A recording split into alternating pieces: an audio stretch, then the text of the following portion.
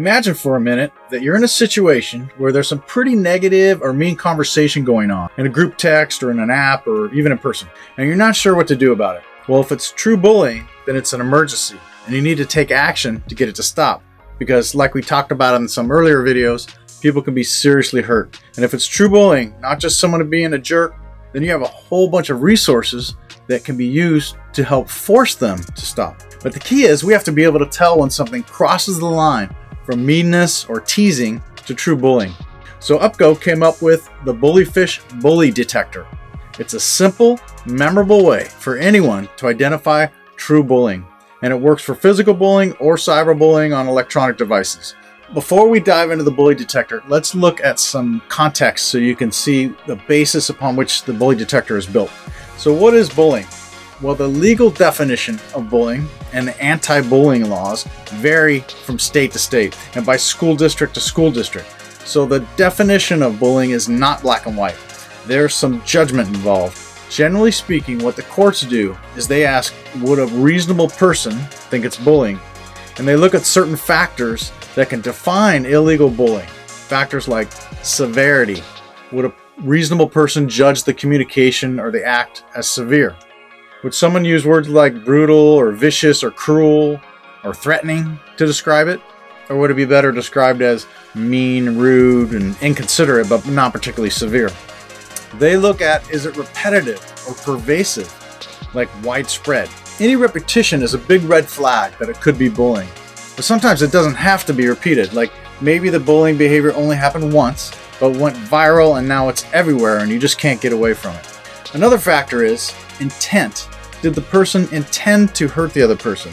Did they cause pain on purpose? Or did they do it because they thought it was funny or they didn't even consider how others might feel? And the fourth factor is harm.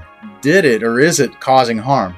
This could be physical harm, like the person that was bullied is not eating or they're harming themselves, or it can be mental or emotional harm, like they're experiencing fear, anxiety, or depression, or even harm to their school experience, like they're missing school, they're underperforming, or they're afraid to participate in school activities. Usually the harm has to be relatively significant, not just they were bummed out for it to be considered true bullying. Now, you do not need to check all these boxes for it to be bullying, and there's no one factor that makes something definitely bullying. Again, the laws vary, but generally speaking, we can use these 4 criteria to define bullying and to tell us what's beyond mean and to stimulate us into action. But we need to memorize these 4 factors so we can quickly pull up this knowledge in a real-life situation.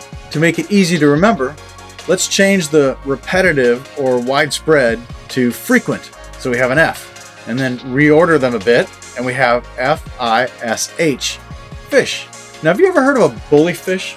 It's a fish that if you put it in the aquarium, it chases all the other fish around, harassing them. If you just remember bully fish, then you can use the Bullyfish Bully Detector.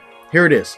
When you see behavior that is fishy, meaning negative behavior that is frequent, it's repetitive or widespread or pervasive, it has intent to harm. Someone wants to hurt someone. It's severe, like vicious or brutal or threatening, or if there's harm, someone's in pain, or their life is being negatively affected in a significant way. Any one of those, then you may have an emergency bullying situation, and so you commit to act. Notice we didn't say anything about what the bad behavior was. It doesn't matter if it was someone trying to say vicious things, or tripping someone, or spreading false rumors, or sharing new photos, or making sexual remarks, or whatever. Any negative behavior that is frequent and tends to harm, is severe, or harmful, might be bullying. If we see a bully fish or any part of it, even if it just smells like fish, we have confidence to say, wait, this is beyond just mean. This might be serious and potentially illegal and dangerous bullying. This is an emergency, and we take action.